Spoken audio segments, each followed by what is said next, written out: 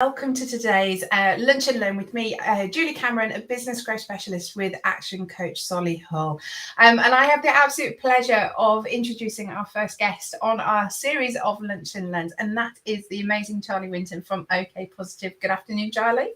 Good afternoon. Thank you very much for having me on. Yeah, and the very kind words. I wouldn't describe myself like that, but yeah, I'll take it. I'll take it.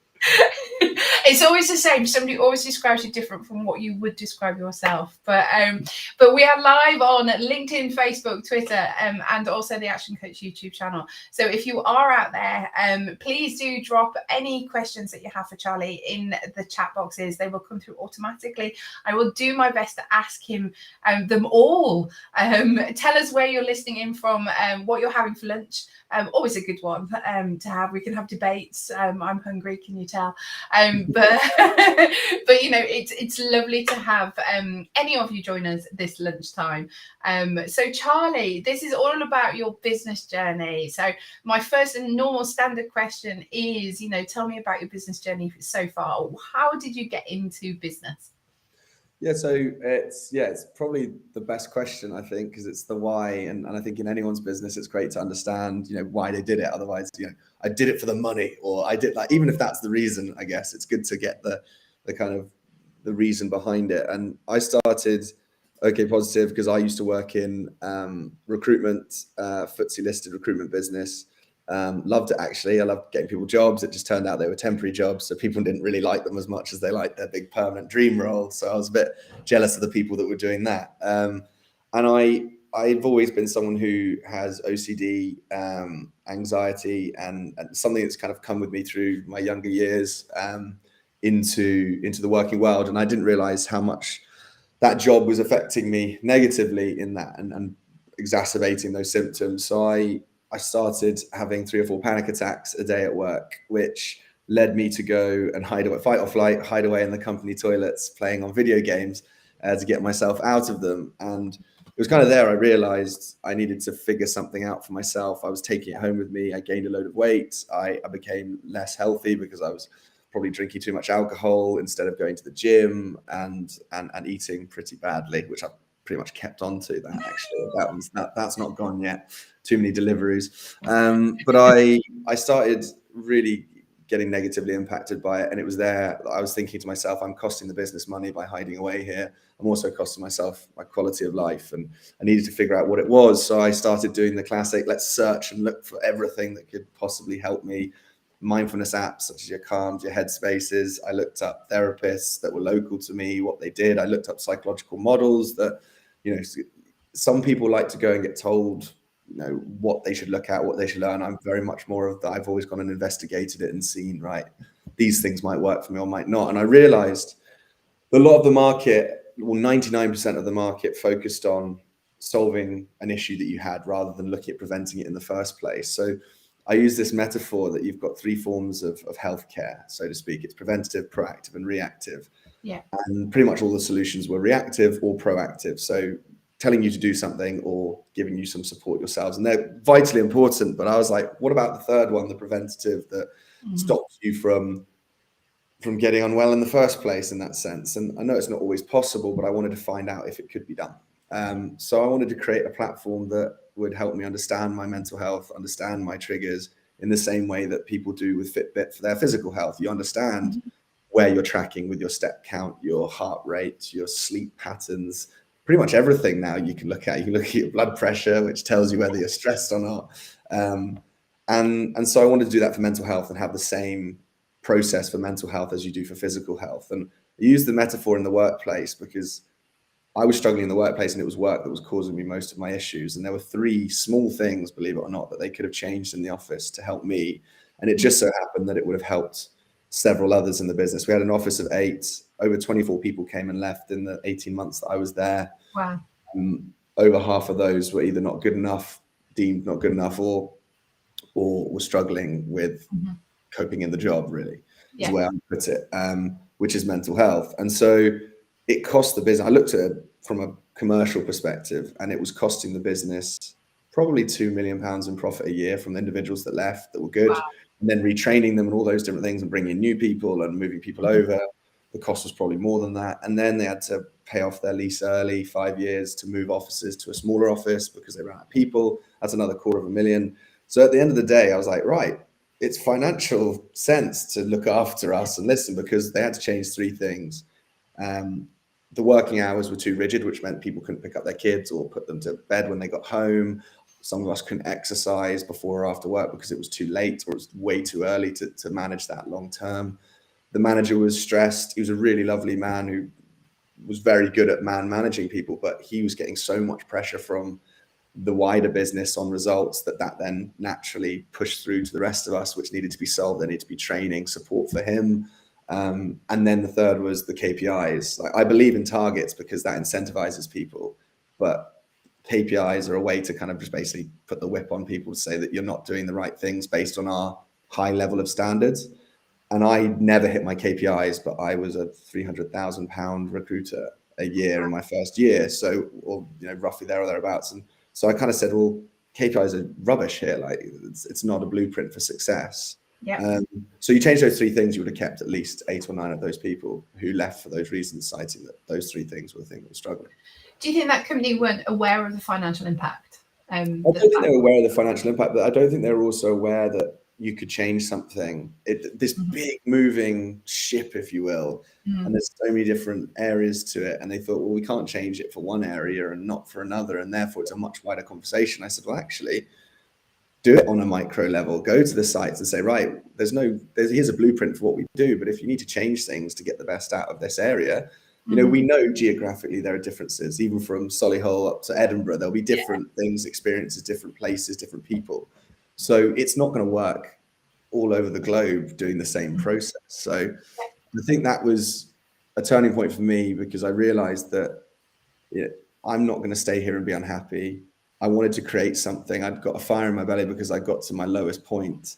And I was like, right, well, let's go solve a problem for myself and see if it helps other people. So let's get going. And that was really the reason why I wanted to solve that problem for myself, but selfishly. But then at the same time, I genuinely believed if the technology was there, we could preempt mental health issues before they arise. I really think we can, because we can almost preempt. We know if you smoke 20 cigarettes, 30 cigarettes a day, the likelihood is X of getting lung cancer, as an example. Yeah.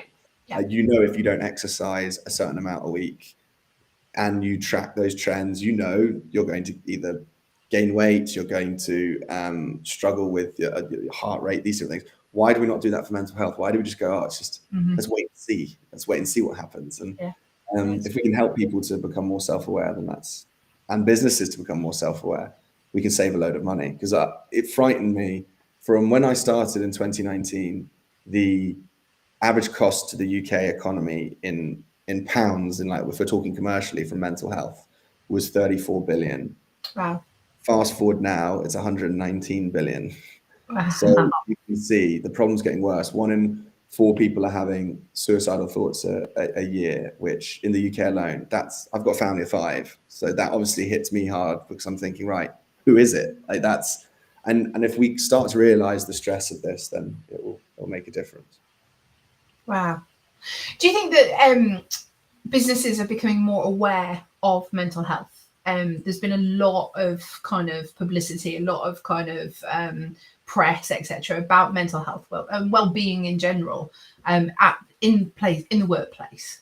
Do you think that people are becoming more aware? Do you think that they're actually acting upon it, or do you think it's becoming one of those trends, if you know what I mean, that they're doing their 2 cents, if you know what I mean, but they're not looking at the bigger picture, the wider picture? It's very different it depends really on the business, right? It's never this is what everyone's doing. Yes, it's been what's been described to be by certain people I've spoken to and investors as it's a vogue topic. And I was like, that's a very interesting way of putting it. Yeah.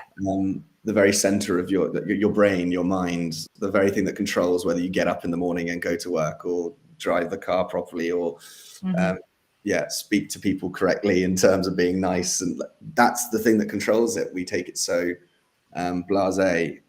So it depends on the business, but yes, obviously people talking more and more about it is helping with the stigma, but it can go both ways. I think we're at a point where everyone is aware, right? Awareness is at an all-time high. Every business in the world is now having to look at their mental health and well-being of their staff. the action is potentially not there at the moment, and certainly the investment isn't there.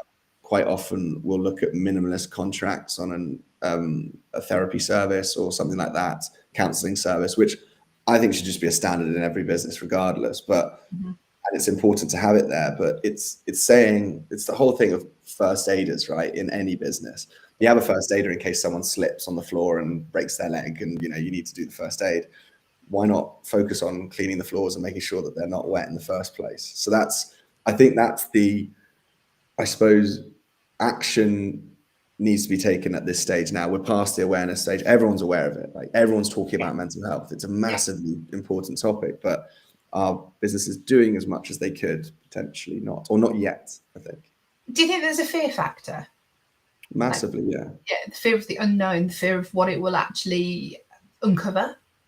Yeah. Oh, yeah. And I've got first-hand experience of that certainly with some businesses that have seen things and said, well, we knew that in the first place. And I said, well, why didn't you do something about that? And you speak to businesses that go, oh, I don't want to know what's going on. I'd rather just know ignorance is bliss sort of thing. And obviously that's a very, I'm downplaying that a lot, but it is, because if you think about it, if you know something, you have to act on it, which means if you don't have the resource or capacity, and once again, I'm not blaming businesses for the way that they act. I think the fear is they don't know what to do. They don't know what to put in place, therefore, and they don't have the resource or capacity. And then you chuck in cost of living crisis, inflation, recruitment being very, very difficult at the moment and costly.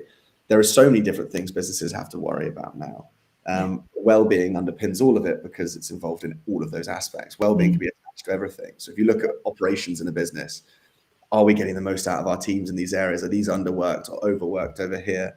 That's well-being, isn't it? Because it's going to affect, if someone's underworked, they're going to feel less respected and valued in the business because they're bored or they're looking for something else. If they're overworked, it's the same on the other hand. So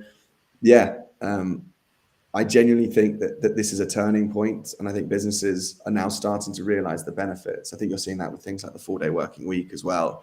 Yeah, humans are very, even listening to me now talking for over 5 minutes, it can be right. Okay, I'm going to go to sleep now, and I can't do it. And it does happen. You'll know better than anyone. You set to do a task. If it's not something that you enjoy doing, you just go into automatic pilot and you go, right, okay, yeah, blah, blah, blah. And then, okay, right, I'll go make a coffee.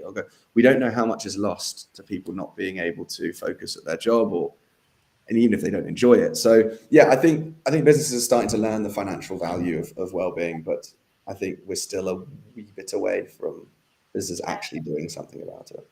So let's take you back. I mean, we've got Rachel online. She's listening in for. I did have to look. She's like from Hollywood, and I'm like, oh wow, we've gone international, but it's not. It's in Worcester. And also,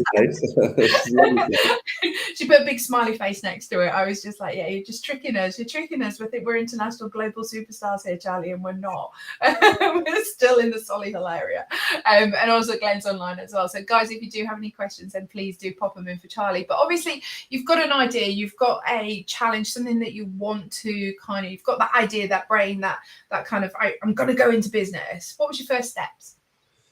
It was, right, well, how do I do it? I have no idea what I'm doing. So I wrote down in a book, basically a notepad, which I've still got. I wrote down my original idea and I said, right, what am I going to do about this? How am I going to take the first step? Everyone thinks they have an idea and then it's like, well, gosh, what do I do now?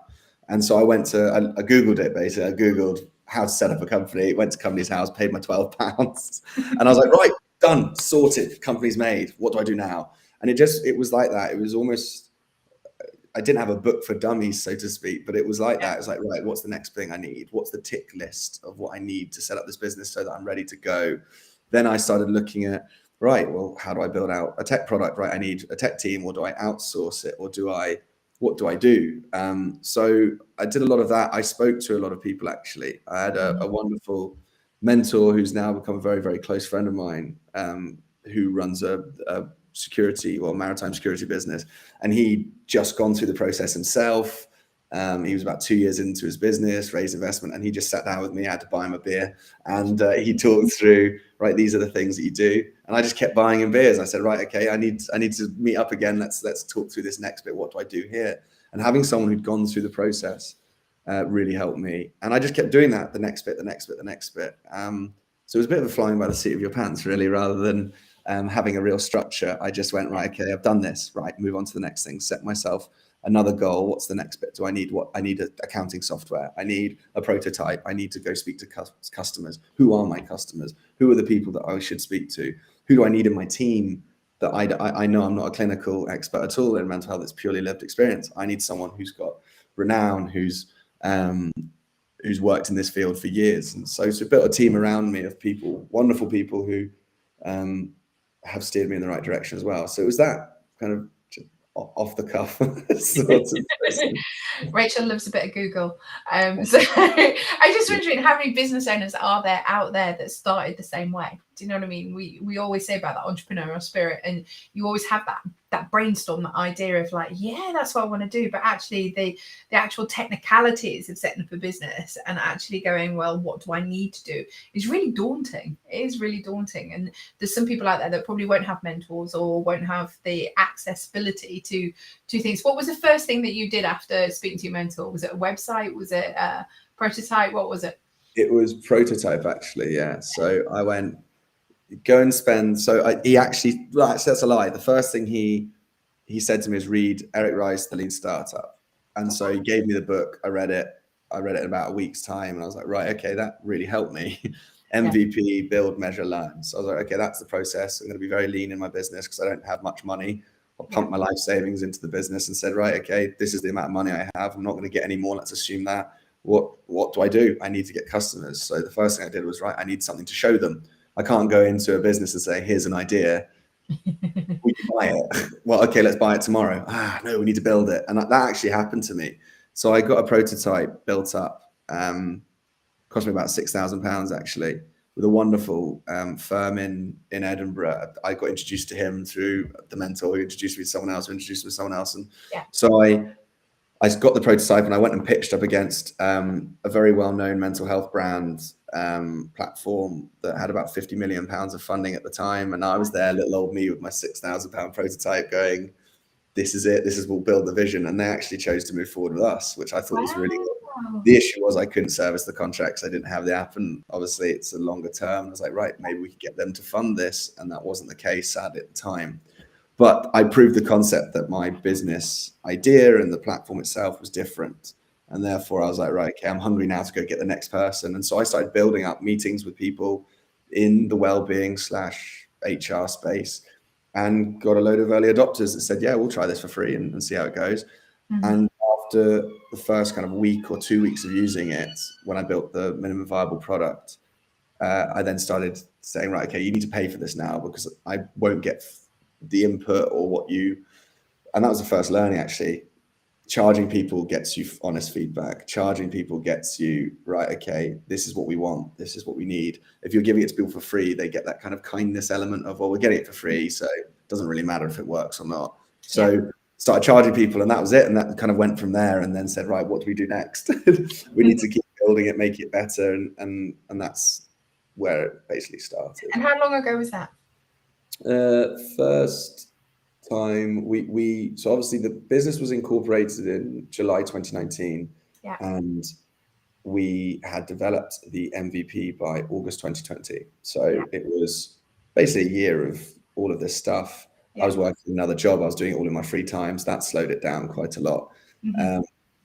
And just kept basically working after hours on what I was passionate about. And then I'd moved jobs at the time from the recruitment business to a payments firm, and really enjoyed the work there. Actually, it was another example. I'd made over double the amount of money. Well, I'd say actually triple the amount of money for the next business I worked for, also doing OK Positive after hours, in less time, because I was working 35 hours a week. That was 40 hours a week was a contract, as opposed to 50 at the recruitment business.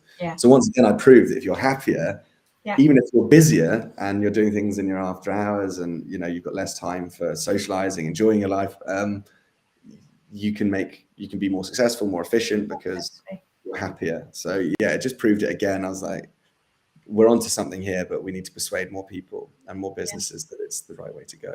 Where did the name OK Positive come from?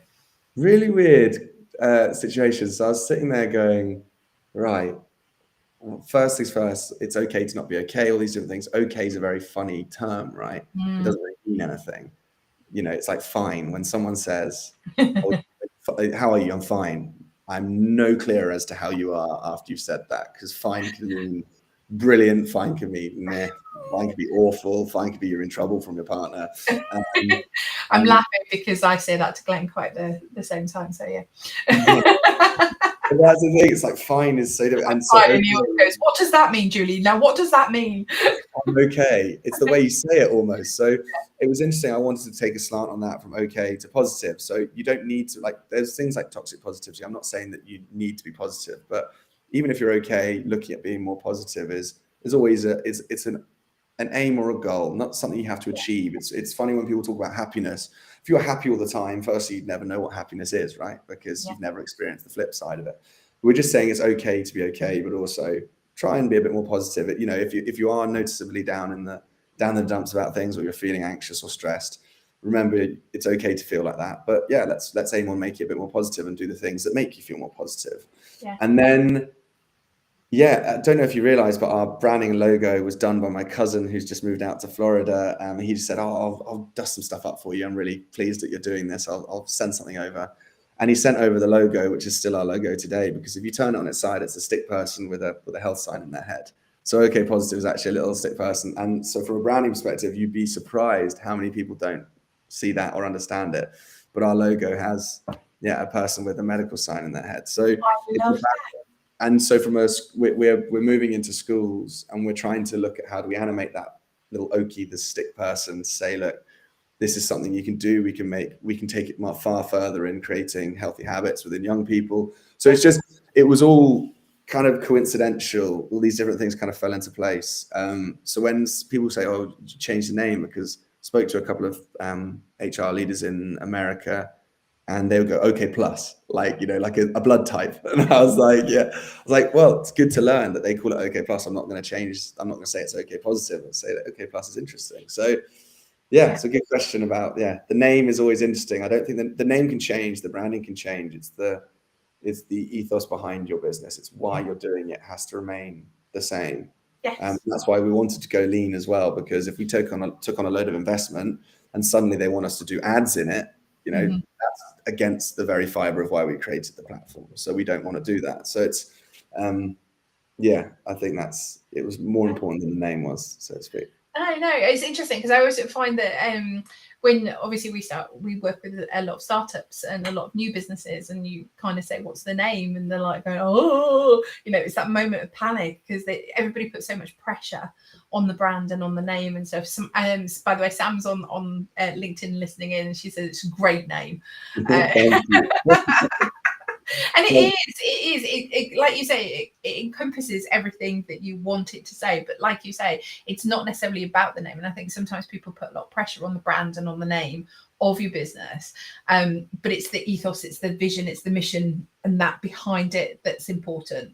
We always talk about values of a business and the values that you hold dear, and you work with people that have the same values as you. It's really important, and have the same kind of I was going to say guiding light, but that sounds really soppy. But kind of like that same kind of vision as you, and you want to work with those like-minded people, because it is so important. So obviously, setting up your own business, is there anything that you would look back and kind of go, no, I wish I'd done that differently? So many things. There's probably not enough time on this webinar no chance to get through all of them. I'll try and remember some of the key ones. I think I would have focused far more on the investment side earlier, just because I didn't realize how long it would take, particularly in the current market. In terms of we're based in Scotland, the investment market's very risk averse. I went to particular firms, and they said you need to have £20,000 of monthly recurring revenue before we'd invest in you. I'm saying, well, that's kind of betting on a winning horse, right? If I've got £20,000 of monthly recurring revenue without any investment, then I don't need you. Like, obviously, I'm doing something right. Yeah. From that perspective, it's investment. I would have started a lot earlier. I would have probably, I built the team naturally and brought people on. Most of them were referrals or people who knew each other who introduced me, and then I met them. They believed in the vision. They wanted to come on the journey. I would have done that the exact same way probably. But then I think as you grow arms and legs and things become a bit more serious, a bit more full on, I would have probably left my job that I was working full time earlier, because I felt that that was a bit of a company. So it was a comfort blanket for me, really, because I was still getting my bills. So therefore, I was paying my bills. I got my mortgage paid, all this kind of stuff. So I was less, I didn't have to do as much each day to feel like I'd been productive. Whereas now that I'm full time on it, it's like, it's everything. So it's my working day is all encompassing for OK Positive, which it was a relief, but also it's a little bit terrifying. But then again, that's the whole point. You take a risk, right? Yeah. So yeah, I probably would have changed financially. Probably is the main area. I think I did the right thing in terms of networking with a lot of other founders. It's been the savior of what I'm doing, like people going through the same thing. I read a lot of books around some very, very prominent entrepreneurs who are successful. But the problem with that is the same reason we don't let people log their moods for yesterday, today, because there's an unconscious bias, right? Yesterday could have been the worst day of your life, but today you won the lottery. And, if you think back to yesterday, it wasn't that bad, was it, in the end? You need to notice how you feel in that particular moment. So yeah, it's. I was going to say, which leads us kind of really nicely onto the app. So tell me more about it. Tell me how you work it. What does it actually? Because I've got a copy on my phone, and I find it absolutely fascinating because it always pings up and asks me a question when I'm not anticipating it, and I always go, "Oh, so how am I feeling?" And what is my mood? But tell us a little bit more, because everybody out there doesn't know about the app, etc. So tell us a little bit more and how it helps people, individuals. Yeah, so it's a kind of two-pronged application. So I wanted to create a platform that I could find access to a whole host of resources, not just the ones that I was told to in an app around mindfulness. Like, I'm not good at mindfulness. It's not something I enjoy as much as, say, a noisescape, or actually a therapist talking about a particular theory or model that I can then look and try and put into my day. Journaling moods, things like that really help me because I want to learn from the trends. So I wanted to provide that personal journey for an individual without ever invading their privacy, make it completely safe for them. But I also then wanted them to have a voice in their company to say what was going well and what was going poorly so that the changes could be made. Providing that voice to people in the company was one of the key reasons we started it. But then at the same time, if we can do both those things, we can educate the business on how their staff are feeling in a safe way, and we can support the individuals to support themselves and become more self-aware. That gap is being bridged, and therefore you'll have a much far better culture, people that feel valued and listened to, but people who are also investing in themselves and supporting themselves. So the app itself has a core base level of functionality from 4 psychological models that are all transdiagnostic. So we're not diagnosing anyone or saying anything like that, but we're looking at what your triggers and trends are in your mental health. So what emotions are you feeling? What's causing them? So then you can make changes to your own day and routine to look after yourself, or you can access then resources based on that mood. So we moved quite quickly from that minimum viable product into a new partner called Mindset AI, and they have machine learning AI infrastructure that we can then look at behavior profiles in individuals, so we can see what your trends are, your triggers are, without ever knowing who you are, where you are, what you're doing. And then we can make recommendations based on what our clinical director and network are saying. So you can almost have a therapist overlooking your shoulder just by logging your mood into an app where they'll never know who you are, then signposting you to resources, support, things that can help. It could even be a GP or a therapist. It could just be a little tip or a trick that's worked for other people who are like you in the app, who've found that their mood is increased by doing X.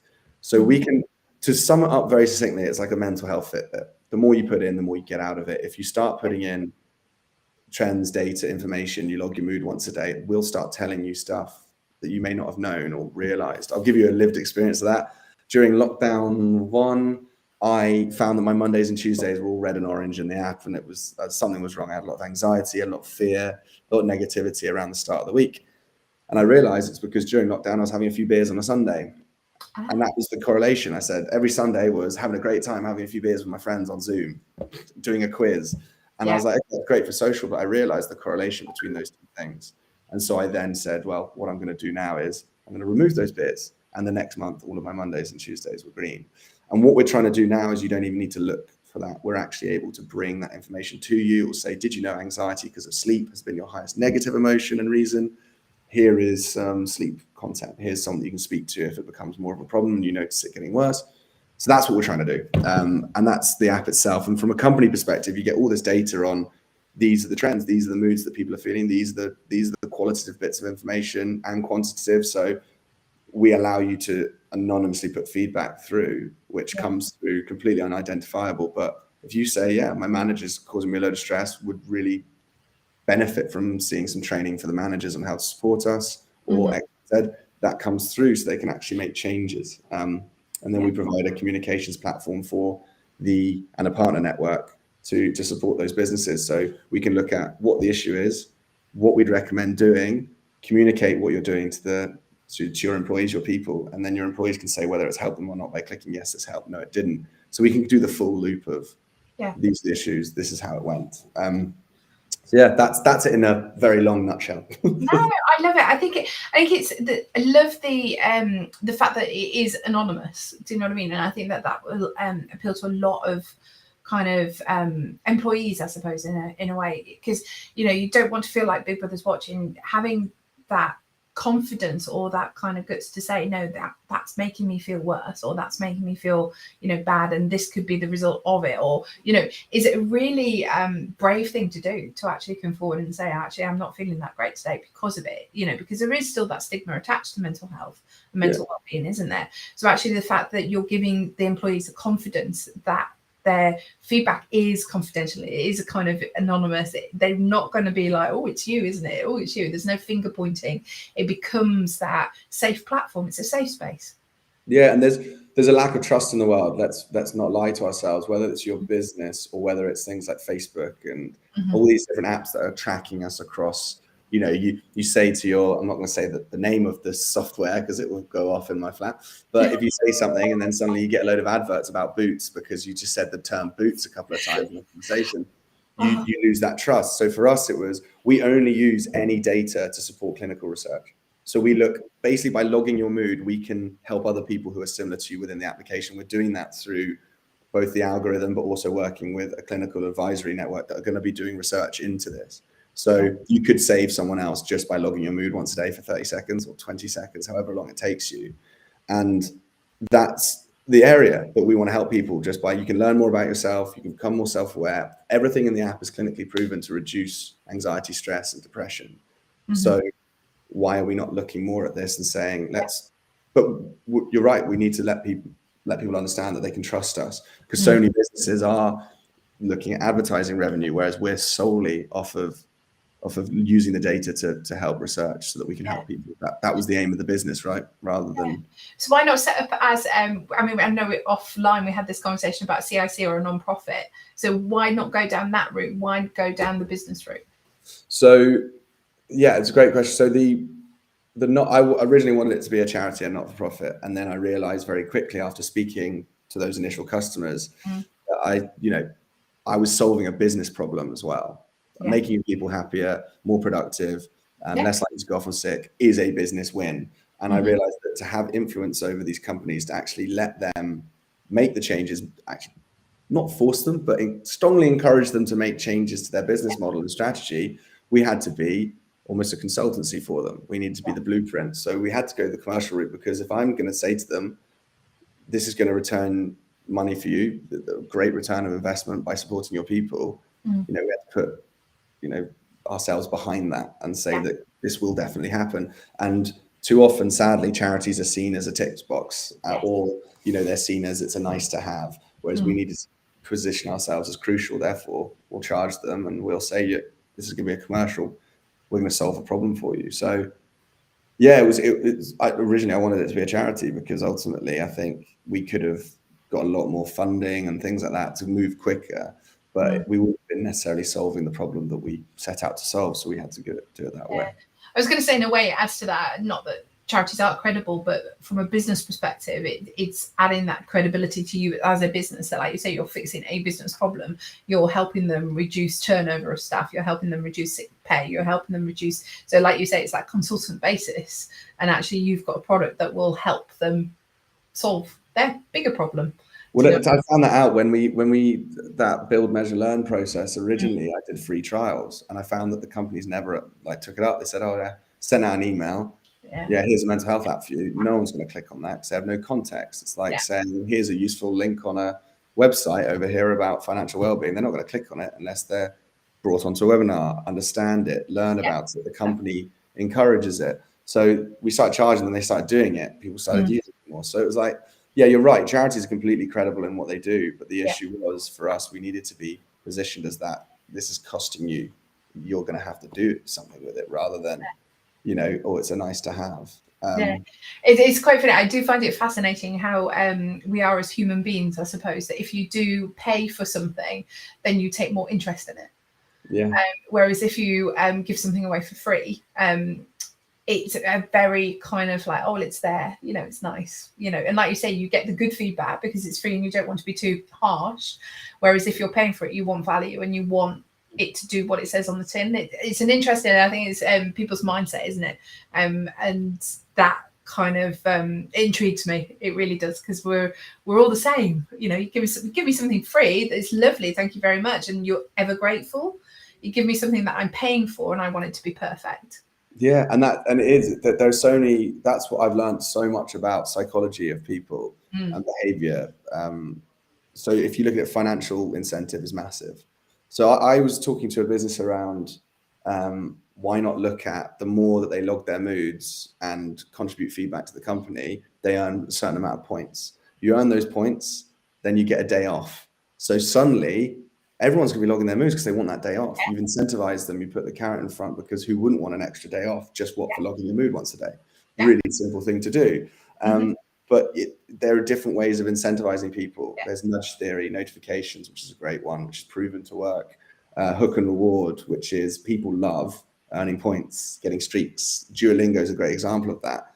As soon as you lose your streak on a program like that or a platform like that, you stop using it. Because you were doing it for the streak. I'm doing it once a day because I want to do it. So we looked at motivations of people without ever going to that point of trying to get people addicted to something. Yeah. Sometimes in the app and the questions will say, have you switched off your phone today and had some time face to face with people or in nature? Like, it's not about obsessing people over something. It's about creating healthy habits, because we know if you do journal your moods, if you do look into your mental health, you're far less likely to have severe mental health issues. So if we encourage more people to do it, sometimes we have to do it in a different way. So we have to use the incentives. So we've got healthy online retailers in our discounts channel. I mean, ultimately saying to someone they can get some money off of My Protein or Turmeric Co. or these sort of things wouldn't really do it. But if it gets some person to come in and log their mood or check in, then we're doing something good out of that. So there's just so many different ways you can look at incentivizing people. And it's fascinating. Very much so. Obviously, we're talking about people as employees and a workforce. What about Joe Blogs that's just down the road that's actually wanting something to monitor their moods? Can just an individual sign up for the app? Absolutely. Yeah. So the app is free for individuals. So we've done that to ensure that we can help as many people as we can. We can get meaningful data to support more people. We get a wider group of people. Therefore, we get more quality information so that we can build our research off of. From a business perspective, you're paying for the portal, the communications, the data that you get for your specific group. So the app itself, individuals, it really is about learning about yourself. You may not realize. And how often do you go down and see someone in a bar or a restaurant or catch up with friends and family and you say, have you been for the last couple of weeks? And they go, oh, rubbish. Why? Well, there's loads of things. It's important to know what those things are, right? Rather than saying, oh, it's just a whole load of things. Go back to your app. Understand what the trends and triggers are so that you can go, right, these are things I'm going to do to help myself moving forward. And these are things that are making me feel great. Gratitude, for example. Even looking at your content, the content will change based on your moods and trends. So I was struggling with a rent payment and I was like, right, anxious about financial well-being, cost of living. Suddenly I had 3 bits of financial well-being content from a partner of ours saying, budgeting, savings, loans, these are things that you can learn. And that's what we want to do, because ultimately, if you're a 50-year-old construction worker who doesn't want to see yoga videos because that's going to turn them away from the app, or you're a 20-year-old meditating yoga instructor, those two profiles are very different people. Their reasons for logging in and checking their mood and learning about themselves will be very different, or they could be the same, but unlikely. Yeah. So we've got to make it not a one size fits all, and that every time they log in, they'll learn something new. They'll get more information that's relevant to them. The more they use it, the more it becomes personal to them. So it is a personal app that you can then have the ability to see what your company's doing for you, suggest improvements. I think it's fascinating because I think a lot of employees feel that they're just pigeonholed into like the employee kind of box, if you know what I mean. They're not dealt as individuals. And I think that this is a way of understanding, letting them understand that actually the company is interested in them as an individual rather than a number of employee, if you know what I mean. It's fascinating. So like, let's fast forward 5-10 years, Charlie, 20 years, 50 years. What do you want the company to be like, looking like? What do you want it to, what's the dream, the goals, the ambition? So we've got loads of different ideas, blue sky thinking and whatnot. So from a base level, I want to have one of the best algorithms in the world for predicting mental health issues. So I want to be able to say if these trends and triggers are going to lead to a certain outcome, because if we can do that, we can intervene earlier. So that, from a clinical perspective, imagine if we had the power to stop someone from taking their life because we found out what the cause of their stress and anxiety was at an earlier stage, so that we could then intervene and help and support, and we can get them that support. So that's my aim personally for it. In terms of the business side of things, we want to be able to once again have an algorithm in the back end of the system for companies to go, right, this, if you don't do this, it will cost you X. So therefore you should do it. And then we can make that process as automated as possible with our partner network. Imagine us as a spider in the middle of a web. We've got a web of partners, resources, support that will help on the ground. We want to make that process really quick so that companies can go, there's no barriers in the way or obstructions. They can go, right, okay, this is the problem, these are the trends, this is the intervention we can do, and this is how well it will work. If we can start making assumptions on that through the data, then we're going to save businesses so much money. We're going to open up funds for hiring new people. We're going to have less sick leave, less turnover from a commercial perspective. So those two things together are pretty much my cause. If you look at it from investors will always ask, like, when's your exit, all this kind of stuff. I've never really thought about exiting. I want to take it all the way to, we've got plans of linking in wearables and device data so we can look at your step count, your exercise versus how you're feeling and how that affects. There's so many different things we can do. Voice recognition, being able to log your mood just by speaking to it. There's so many different things from a technology perspective. But yeah, just keep building as we are. At the moment, it's too far ahead for me to go, or what's happening. I could be out of a job in like 6 months' time and stressed myself. But yeah. As a coach, I'm kind of having severe palpitations where you say about you haven't got an exit plan, but it's okay. It's okay. I can cope. We can chat offline. But no, it's about that legacy, isn't it? It's about what you want. If 100 years time, it's a really, we always say, what's the 100-year goal? What do you want your business to look like? Well, you've got a clear idea. The business isn't revolving around you. You're the concept maker, the idea kind of guy. At the moment, the business is, you're running the business. Do you want to continue doing that for the foreseeable, or are you wanting to be able to take that step back and do what you want to do? So I've had a couple of thoughts around this. So part of me wanted to train as a psychologist as well, because I like speaking to people. I like helping. That's a very difficult, long road alongside running a business of doing that for 7 years. So that's a potential route. But really for me, I think from an exit perspective, if we could work in conjunction with a successful benefits firm, an HR firm that has real influence in business, we can then help more and more people. Mm-hmm. I would want to keep running the OK Positive side of things. Yeah, I'll always want to be involved. As long as it survives, sort of thing. As long as it's around, I'll be part of it. And so, yeah, it's that longer term goal of actually making that difference where people go, I've logged my mood in my OK Positive app today to their friend, and then they log it and download it because they want to support each other. Like, we're bringing in group functionality. It's called Circles, where you can add your friends and family in the app via their username, because you can create any username you want. It could be like 22406, that's the username, but you can tell your friend and you can see when they've checked in, not what their emotion is, but when they've checked in and whether they've got a smiley face, red face, green face, that sort of stuff. Yeah. So it can then recommend and say, oh, your so-and-so's got a red face, it might be worth giving them a call this week or today to check in. And therefore we can just create and reduce that stigma through technology, because there's 6.37 billion people in the world with a smartphone. We've got to be using, and there's nowhere near the supply of reactive therapy that we need for people with the demand that's currently going to only increase. So we need to use technology as a lighter touch. So just really keen to progress it and be a part of it. So I've got no plans of running away or until I'm booted out. No, what's your biggest challenge? If you could look back over since 2019, the biggest challenge, because I mean, there'd be lots of people that are starting up businesses out there and they're kind of like, what's been my path? You know, what's in the journey ahead? I hate that word journey, but it is, you know, that journey ahead. What has been your biggest challenge, would you say? So there's two bits, sadly. Investment has been one of the hardest bits. And secondly is educating businesses, because the market is what I describe as an embryonic market. Everyone's now aware of mental health. They've probably got an insurance provider, an employee assistance program. So they then deem that they've got enough in the mental health support.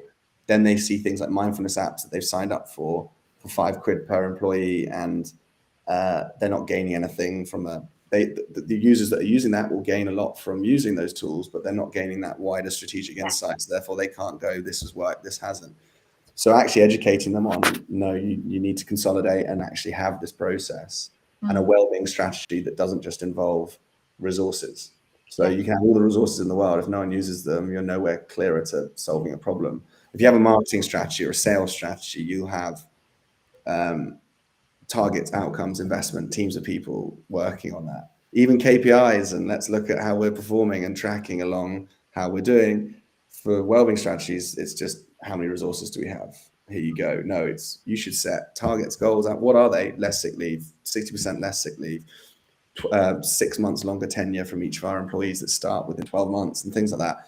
That they've got to look at that, and so educating businesses that's the route you've got to go down while selling a platform, while trying to run the business and get investment and build out the infrastructure is the far biggest challenge that we have. But it's getting there. Yeah, of course. And your biggest win? I always love the wins. Your biggest win? Biggest win, well, it's got to be helping. So there's three bits to this actually. One is helping people over, 1,500 people with their mental health, which never would have thought I'd got to. I just thought I was going to solve my problem. If I could help one other person, then I've won. But and I've done my bit. But yeah, we're getting to a much higher level now, and it's going to only grow. The second bit is I was on a night out, and I was at the pub after a rugby match in Edinburgh, and I bumped into two ladies outside that were waiting to go into the queue, and they asked me what I did. I asked them what they did, and they were social care workers, and they asked me what I did, and I said, I run a mental health platform called OK Positive, and they'd heard of it and they knew what it was, and that just took me aback that they were like, yeah, we know exactly what you're doing and we think it's brilliant. And I was like, we have not spent a single pound on marketing, and people are talking about it themselves in Scotland, and they weren't even from Edinburgh. So it was really exciting that just to get that, okay, so people do know what we are, they are talking about it and wanting to reduce the stigma of mental health. And the third bit was probably our biggest commercial win. So I was introduced to a neighbor of my mum's, who I then started speaking about mental health over a beer. Then was introduced via them, referred to pitch to the wider business about it, and took them on a 2-year journey. We've now rolled out for the entire UK operations and their global business. So just having people believe in what you're doing enough to go to their workplace and say, look, I want you to look at this. Something that could work for us is really exciting to see that change. Cool. I could talk to you for hours. If you were to give a person out there that's just starting up their business, 3 top tips. Okay. I'm just going to limit to 3. What would those 3 be? Start. Just do it. Just do it before you think about doing it. Like I recently jumped off a cliff in Greece on holiday. That sounds really dodgy. I looked into the water, into it was about a 40 foot drop. Wow. And I made the mistake of looking over the edge before I did it. I knew it was a popular jumping spot, so it wasn't necessarily dangerous, but it took me 15 minutes of really persuading myself, people on the side laughing at me and saying, we're not going till you've jumped, for me to do it. Had I just gone for it, I would have been 15 minutes of my life back, less stress, less anxiety about it, and it would be the same result. So just start the business. The other ones would be build a team of people around you that do the jobs that you can't do or enjoy the jobs that you're not very good at or don't enjoy. And then the third would be build as just get customer feedback more than anything. So if you think we should do this, no, don't think you should do it. Don't assume, go and find out, go and ask people that would be buying your product what they think, not what you think. Because we changed 4 or 5 bits of our functionality purely on the feedback from customers, because I thought it was not the right way to go. But if our people are saying, our users, our people are saying that's what we need to do, then you should do that. So those would be my 3 things: customer feedback, just do it, and build a team of people around you that believe in your values and your mission. I mean, the comments are flying in. Can I just say that? So Sam is saying she's just called up the OK logo and rotated it. And she said, she says #clever. It's not clever because no one else can see it. No, but they will now. When they listen to this, they'll all be going and doing it, you know. And Glenn's commenting about the fact that having that recognition in a conversation with random people is just amazing. Absolutely. Really hit home for me. It was actually quite an emotional moment, because I was like, as a business owner or founder of something, you don't really think it's any good until, you know, and I don't think you ever really do. Like even I imagine Jeff Bezos right now never really realized he got to where it was, and he's always looking at the next thing and the next thing. It's never where you want it to be. It was just a little moment of reflection where I was like, actually, what I'm doing matters. Even when you're going, your head's down, you're stuck in the trenches, and life is really rubbish, because it can be, and it often is for a founder. Getting that small bit that makes you smile about it is half the battle. Makes it all worthwhile. We're going to put all your contact details in all of the chat boxes on all of the platforms that we've been on today. But for connections for you, if anybody's out there listening, who is a great connection for you? Is it the HR, that aspect, or is it just any business? Is there a specific size business that's ideal to work with? No, we want to help everyone. So for smaller businesses, your 10 people bands up to, you know, your 50, care more about the cultural aspect, reducing the stigma, supporting their people. The larger corporates get more out of the data side of things and providing those tools to get that strategic insight. I'd say I'm happy to speak to anyone who's passionate about mental health, because we just need more people, ambassadors, champions in businesses. So I'm on a human level, I'll speak to absolutely anyone that's willing to talk to me. From a decision-making perspective, it's usually HR leads, heads of people, heads of talent, all that sort of stuff, because recruitment, operations, business strategy is all linked to well-being. It's just got to be positioned in the right way. So anyone that's not very useful, is it? But anyone it's not very specific there, Charlie, not very specific. Exactly.